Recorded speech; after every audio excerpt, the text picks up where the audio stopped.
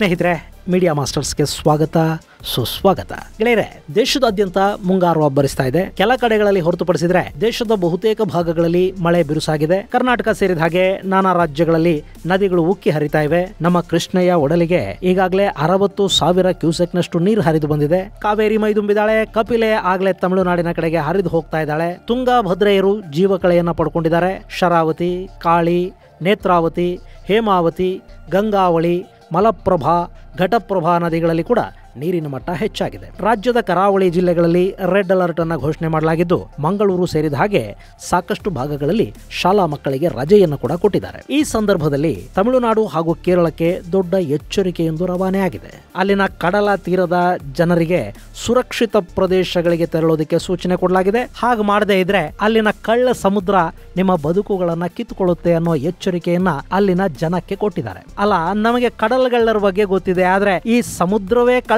ಸಮುದ್ರ ಆಗೋದು ಅಂದ್ರೆ ಏನು? ಅದು ಏನು ಮಾಡುತ್ತೆ? ಕೇರಳ ಮತ್ತು ತಮಿಳುನಾಡಿನ ಜನಕ್ಕೆ ಕೊಟ್ಟಿರೋ ಎಚ್ಚರಿಕೆ ಆದ್ರೂ ಏನು ಅನ್ನೋದ್ರ ಬಗ್ಗೆ ಒಂದಷ್ಟು ಮಾಹಿತಿಯನ್ನ ನಾವಿಲ್ಲಿ ನೋಡೋಣ.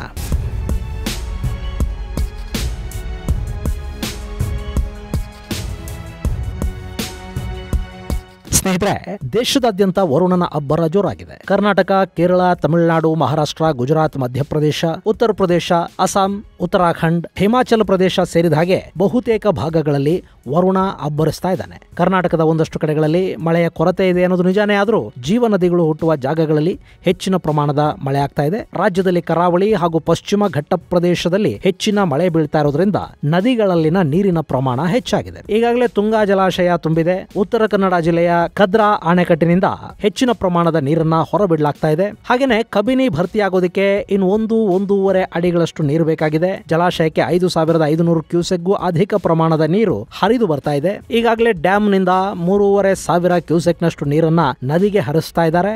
ಈ ನೀರು ಕಾವೇರಿ ನದಿಯನ್ನ ಸೇರಿ ಅಲ್ಲಿಂದ ತಮಿಳುನಾಡಿನ ಕಡೆಗೆ ಹೋಗ್ತಾ ಇದೆ. ಇತ್ತೀಚೆಗೆ 1,750 ಕ್ಯೂಸೆಕ್ಗೆ ಹೆಚ್ಚಾಗಿದ್ದ ಮೆಟ್ಟೂರು ಜಲಾಶಯದ ನೀರಿನ ಹರಿವು ಈಗ ಇನ್ನಷ್ಟು ಹೆಚ್ಚಾಗ್ತಾ ಇದ್ದು, ನೀರು ಕೇಳ್ತಿದ್ದ ತಮಿಳುನಾಡಿನ ಬಾಯಿ ಮುಚ್ಚುವುದು ಹಾಗಾಗ್ತಾ ಇದೆ. ಇನ್ನು KRS ಡ್ಯಾಮ್ ಈಗಾಗಲೇ 103 ಅಡಿಗಳನ್ನ ದಾಟಿದ್ದು, ಜಲಾಶಯಕ್ಕೆ 11,000 ಕ್ಯೂಸೆಕ್ಗೂ ಅಧಿಕ ಪ್ರಮಾಣದ ನೀರು ಹರಿದು ಬರ್ತಾ ಇದೆ. ಕೊಡಗಲ್ಲಿ ಉತ್ತಮ ಮಳೆ ಆಗ್ತಾ ಇರೋದ್ರಿಂದ ಕಾವೇರಿ ಹಾಗೂ ಲಕ್ಷ್ಮಣ ತೀರ್ಥ ನದಿಗಳು ತುಂಬಿದ್ದು KRS ನ ಒಳಹರಿವನ್ನ ಇವು ಹೆಚ್ಚಿಸ್ತಾ ಇವೆ. ಇನ್ನು ಹಾರಂಗಿ ಜಲಾಶಯಕ್ಕೆ ಕೂಡ 2,000 ಕ್ಯೂಸೆಕ್ಗೂ ಅಧಿಕ ಪ್ರಮಾಣದ ನೀರು ಹರಿದು ಬರ್ತಾ ಇದೆ. ಹಾರಂಗಿ ತುಂಬುವುದಕ್ಕೆ ಇನ್ನು 10 ಅಡಿಗಳಷ್ಟು ನೀರು ಮಾತ್ರ ಬೇಕಾಗಿದೆ. ಹಾಗೇನೆ ಭದ್ರಾ ಜಲಾಶಯದಲ್ಲಿ 8,000 ಕ್ಯೂಸೆಕ್ನಷ್ಟು ನೀರು ಹರಿದು ಬರ್ತಾ ಇದ್ದು, ಜಲಾಶಯದ ಮಟ್ಟ 134 ಅಡಿಗಳನ್ನು ದಾಟಿದೆ. ಇನ್ನು ತುಂಗಭದ್ರಾ ನದಿಯಲ್ಲಿ ತುಂಗೆಯ ಅಬ್ಬರ ಹೆಚ್ಚಾಗಿರೋದ್ರಿಂದ ಜಲಾಶಯದ ಒಳಹರಿವು 50,000 ಕ್ಯೂಸೆಕ್ ಅನ್ನು ದಾಟಿದೆ. ಒಂದೇ ದಿನ ತುಂಗಭದ್ರಾ ಜಲಾಶಯದಲ್ಲಿ 5 TMCಯಷ್ಟು ನೀರು ಹರಿದು ಬಂದಿದೆ.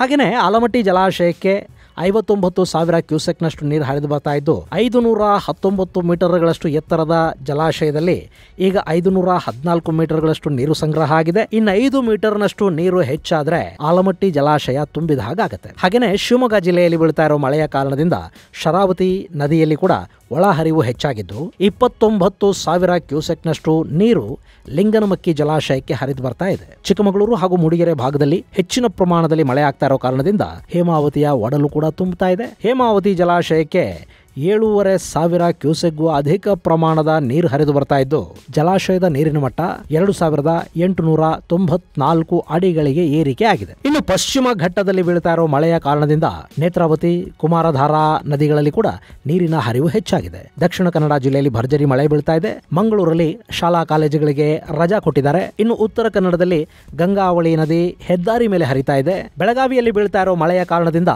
ಮಲಪ್ರಭಾ ಹಾಗೂ ಘಟಪ್ರಭಾ ನದಿಗಳಿಗೆ ಕೂಡ ಹೆಚ್ಚಿನ ಪ್ರಮಾಣದ ನೀರು ಹರಿದು ಬರ್ತಾ ಇದೆ. ಗೋಕಾಕ್ ಬಳಿಯ ಜಲಪಾತ ಕಳೆಗಟ್ಟಿದೆ. ಒಟ್ಟಲ್ಲಿ ರಾಜ್ಯವನ್ನು ಸುಭಿಕ್ಷವಾಗಿ ಇಡುವ ಕೃಷ್ಣ, ಕಾವೇರಿ ಮತ್ತು ತುಂಗಭದ್ರಾ ನದಿಗಳು ಮೈದುಂಬಿರೋದ್ರಿಂದ ಈ ಬಾರಿ ರೈತರು ಒಂದಷ್ಟು ನಿಟ್ಟುಸಿರು ಬಿಡೋ ಸಾಧ್ಯತೆಗಳು ಕೂಡ ಕಂಡು ಬರ್ತಾ ಇವೆ. ಹಾಗೆ ಮಳೆ ಮುಂಬೈಯನ್ನ ಈ ಬಾರಿ ಕೂಡ ತೋಯಿಸಿ ಹಾಕ್ತಾ ಇದೆ. ಅಲ್ಲಿ ಒಂದೇ ದಿನ 300 ಮಿಲಿಮೀಟರ್ನಷ್ಟು ಮಳೆ ಬಿದ್ದಿದ್ದು, ಕಳೆದ 5 ವರ್ಷಗಳಲ್ಲೇ ಅತಿ ಹೆಚ್ಚು ಮಳೆ ಅನ್ನೋ ದಾಖಲೆಗೆ ಇದು ಕಾರಣ ಆಗ್ತಾ ಇದೆ. ಭಾರಿ ಮಳೆಯ ಕಾರಣದಿಂದ ಅಲ್ಲಿ ರೈಲ್ವೆ ಸಂಚಾರ ಅಸ್ತವ್ಯಸ್ತಗೊಂಡಿದ್ರೆ ವಿಮಾನಗಳನ್ನ ಡೈವರ್ಟ್ ಮಾಡ್ತಾ ಇದ್ದಾರೆ.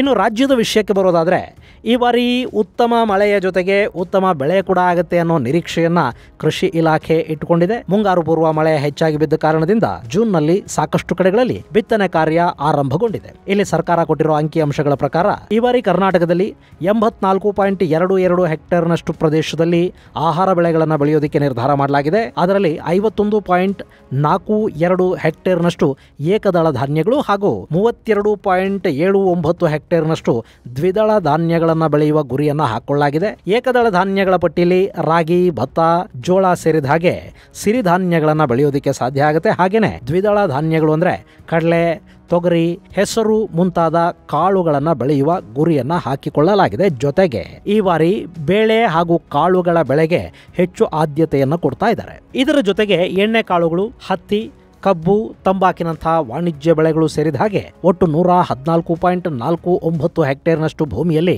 ಬಿತ್ತನೆ ಮಾಡಬೇಕು ಅನ್ನೋ ಗುರಿಯನ್ನ ನಿಗದಿ ಮಾಡಿಕೊಳ್ಳಲಾಗಿದೆ.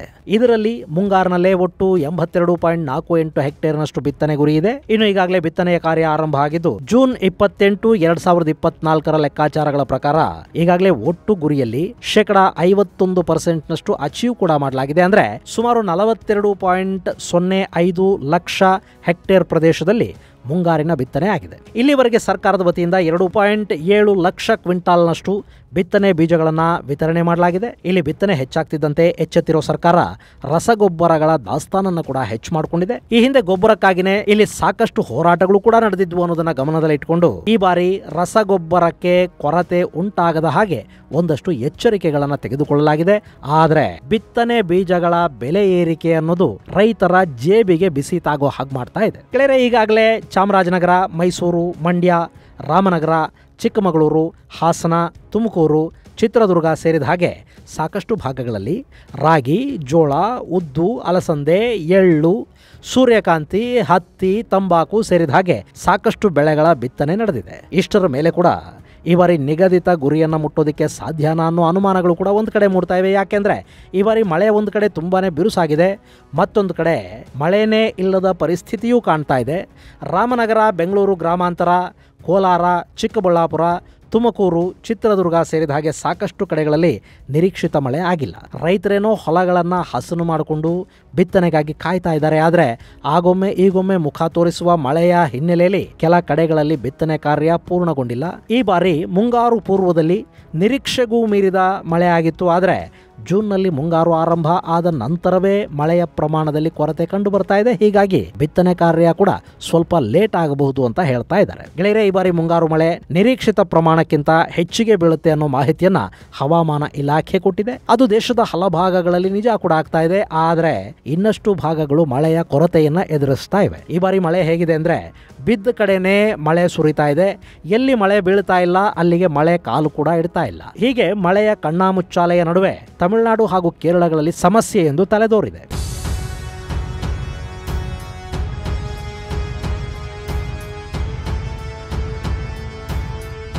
ಇಡೀ ಭಾರತದಲ್ಲಿ ಅತಿ ಉದ್ದದ ಕರಾವಳಿ ತೀರವನ್ನು ಹೊಂದಿರುವ ರಾಜ್ಯಗಳ ಪೈಕಿ ಕೇರಳ ಮತ್ತು ತಮಿಳುನಾಡುಗಳು ಕೂಡ ಇವೆ. ಇಂಥ ಕಡೆಗಳಲ್ಲಿ ಸಮುದ್ರದ ಉಬ್ಬರ ಹೆಚ್ಚಾಗುತ್ತೆ, ಅದು ಕೂಡ ಯಾವುದೇ ಮುನ್ಸೂಚನೆ ಇಲ್ಲದೆ ಅನ್ನೋ ಮಾಹಿತಿಯನ್ನ Indian National Centre for ocean information service ಕೊಡ್ತಾ ಇದೆ. ಸಮುದ್ರದ ಈ ವಿಚಿತ್ರ ವರ್ತನೆಗೆ ಸ್ಥಳೀಯರು ಕಳ್ಳ ಕಡಲ್ ಅಂತ ಕರೀತಾರೆ. ಈ ರೀತಿಯ ಕಡಲಿನ ಸಮಸ್ಯೆ ಇರೋ ದಿನಗಳಲ್ಲಿ ಮೀನುಗಾರರು ಯಾವುದೇ ಕಾರಣಕ್ಕೂ ಕೂಡ ಸಮುದ್ರಕ್ಕೆ ಇಳಿಯದಂತೆ ಎಚ್ಚರಿಕೆಯನ್ನು ಕೊಡಲಾಗುತ್ತೆ. ಹಾಗೇನೆ ಸಮುದ್ರ ತೀರಗಳಲ್ಲಿರುವ ದೋಣಿಗಳನ್ನ, ಮೋಟಾರ್ ಬೋಟ್ಗಳನ್ನ ಬಂದರುಗಳಲ್ಲಿ ಸುರಕ್ಷಿತವಾಗಿ ನಿಲ್ಲಿಸುವುದಕ್ಕೆ ಹೇಳಲಾಗಿದೆ. ಈ ಕಳ್ಳ ಕಡಲ್ ಅನ್ನೋ ಸಮಸ್ಯೆ ಇದ್ದಾಗ ಯಾವುದೇ ಕ್ಷಣದಲ್ಲಿ ಬೇಕಾದರೂ ಸಮುದ್ರದ ಅಲೆಗಳು ತಮ್ಮ ರಭಸವನ್ನ ಹೆಚ್ಚು ಮಾಡ್ಕೋಬಹುದು. ಅವುಗಳ ಎತ್ತರ ಸಾಮಾನ್ಯ ಎತ್ತರಕ್ಕಿಂತ ಹೆಚ್ಚಾಗೋ ಸಾಧ್ಯತೆ ಇರುತ್ತೆ. ಕೆಲವೊಮ್ಮೆ ಈ ರೀತಿಯ ಸಂದರ್ಭಗಳಲ್ಲಿ ಕಡಲ್ ಕೊರೆತದಂತಹ ಸಮಸ್ಯೆಗಳು ಎದುರಾಗುತ್ತವೆ. ಈ ಸಮುದ್ರ ತನ್ನ ಬಾಯಿಗೆ ಸಿಕ್ಕ ಎಲ್ಲವನ್ನ ತನ್ನೊಳಗೆ ಲೀನ ಮಾಡಿಕೊಳ್ತಾ ಹೋಗುತ್ತೆ. ಸೊ ಈ ರೀತಿಯ ಸಮಸ್ಯೆ ಮತ್ತೆ ಮತ್ತೆ ಪುನರಾವರ್ತನೆಯಾಗುವ ಸಾಧ್ಯತೆ ಇದ್ದು ಸೋಮವಾರ ರಾತ್ರಿ 11:30 ಮೀನುಗಾರರು ಎಚ್ಚರಿಕೆಯಿಂದ ಇರಬೇಕು ಅಂತ ತಿಳಿಸಲಾಗಿದೆ. ಇನ್ನು ಈ ಕಳ್ಳ ಕಡಲ್ ಅನ್ನೋ ಹೆಸರನ್ನ ಇಟ್ಟಿದ್ದು ಕೇರಳದ ಮೀನುಗಾರರು. ಕಳ್ಳನ್ ಅಂದ್ರೆ ಕದಿಯುವವನು, ಕಡಲ್ ಅಂದ್ರೆ ಸಮುದ್ರ. ಸೊ ಯಾವ ಸುಳಿವು ಕೊಡದೆ ಏಕಾಏಕಿ ಅಬ್ಬರಿಸಿ ದಡದಲ್ಲಿದ್ದ ಪ್ರತಿಯೊಂದನ್ನು ತನ್ನೊಂದಿಗೆ ಕೊಂಡೊಯ್ಯುವ ಸಮುದ್ರಕ್ಕೆ ಕಳ್ಳ ಸಮುದ್ರ ಅಥವಾ ಕಳ್ಳ ಕಡಲ್ ಅಂತ ಕೇರಳದವರು ಕರೀತಾರೆ. ಈ ಪದಕ್ಕೆ 2012ರಲ್ಲಿ ಯುನೆಸ್ಕೋದ ಮಾನ್ಯತೆ ಕೂಡ ಸಿಕ್ಕಿದೆ. ಗೆಳೆಯರೆ, 2004ರಲ್ಲಿ ಸಂಭವಿಸಿದ ಸುನಾಮಿಯ ನಂತರ ಈ ರೀತಿಯ ಸಮುದ್ರದ ಉಬ್ಬರ ಸಾಕಷ್ಟು ಬಾರಿ ಕಂಡು ಬಂದಿದೆ. ಸಾಕಷ್ಟು ಮಂದಿ ಇದನ್ನೇ ಸುನಾಮಿ ಅಂತ ಭಾವಿಸಿದ್ದೂ ಇದೆ. ಯಾಕೆಂದ್ರೆ ಅಷ್ಟೊಂದು ಭೀಕರವಾಗಿ ಸಮುದ್ರ ಈ ಸಂದರ್ಭದಲ್ಲಿ ವರ್ತಿಸೋದಕ್ಕೆ ಶುರು ಮಾಡುತ್ತೆ. ಸೊ ಅಲ್ಲಿನ ಅಲೆಗಳು ಕೂಡ ದೈತ್ಯ ಸ್ವರೂಪವನ್ನು ಪಡೆಯೋದ್ರಿಂದ ಇದು ಕೂಡ ಸಣ್ಣ ಸುನಾಮಿಯ ಹಾಗೆ ಕಾಣೋದಕ್ಕೆ ಶುರು ಮಾಡುತ್ತೆ. ಹೀಗಾಗಿ ಜನರಿಗೂ ಕೂಡ ಈ ಕಳ್ಳ ಕಡಲ ಬಗ್ಗೆ ಒಂದಷ್ಟು ಭಯ ಇದ್ದೇ ಇದೆ. ಸದ್ಯಕ್ಕೆ ತಮಿಳುನಾಡು ಹಾಗೂ ಕೇರಳಗಳಲ್ಲಿ ಕೂಡ ಮುಂಗಾರು ಮಳೆಯ ಅಬ್ಬರ ಹೆಚ್ಚಾಗ್ತಾ ಇದೆ. ಅಲ್ಲದೆ ಯಾವುದೇ ಕ್ಷಣದಲ್ಲಿ ಬೇಕಿದ್ರೂ ಗಾಳಿಯ ಬೀಸುವಿಕೆಯಲ್ಲಿ ಬದಲಾವಣೆ ಉಂಟಾಗಬಹುದು. ಹೀಗಾಗಿ Indian National Centre for Ocean Information Service ಭಾನುವಾರವೇ ಈ ಎಚ್ಚರಿಕೆಯನ್ನು ಕೊಟ್ಟಿದೆ. ಒಟ್ಟಲ್ಲಿ ಮಳೆಯ ಅಬ್ಬರಕ್ಕೆ ತತ್ತರಿಸಿ ಹೋಗಿರೋ ಕರಾವಳಿಯ ಮಂದಿಗೆ ಈಗ ಈ ಕಳ್ಳ ಕಡಲಿನ ಸಮಸ್ಯೆ ಕೂಡ ಶುರುವಾಗ್ತಾ ಇದೆ. ಇದು ಗೆಳೆಯರೆ ಮುಂಗಾರಿನ ಅಬ್ಬರ ಮತ್ತು ಕಡಲಿನ ಭೀಕರತೆಯ ಕುರಿತಾದ ಒಂದಷ್ಟು ಮಾಹಿತಿ. ಮುಂದಿನ ಸಂಚಿಕೆಯಲ್ಲಿ ಮತ್ತಷ್ಟು ವಿಶೇಷಗಳ ಜೊತೆ ಮತ್ತೆ ಭೇಟಿಯಾಗೋಣ. ಅಲ್ಲಿವರೆಗೆ ಜೈ ಹಿಂದ್, ಜೈ ಕರ್ನಾಟಕ.